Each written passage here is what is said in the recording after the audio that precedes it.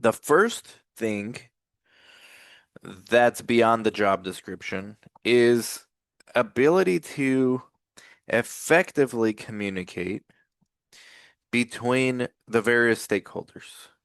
Because as the name implies, coordinator, you are coordinating information between the patient and the sponsor, between the PI and the patient, between the patient and the PI, between the PI and the sponsor.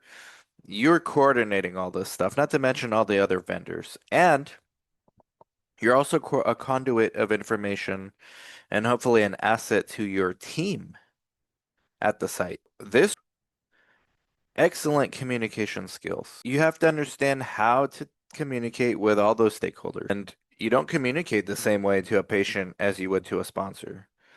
Now, you don't communicate internally to your team the way you would communicate to any of those other stakeholders either.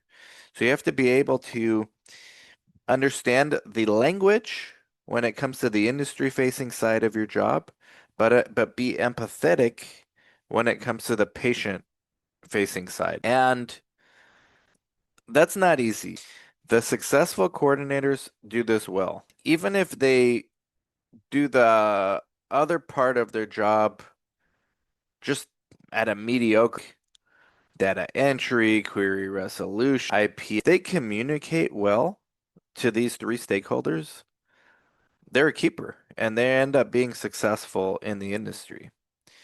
And the ones that don't, they learn the hard way because they get passed up on opportunity outcomes that they probably want for themselves because of this lack of communication. Especially now in the era of AI, communication is going to become more important. AI does not fix stupid.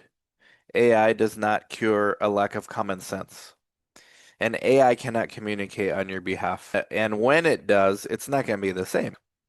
Empathy, the elements that make us human.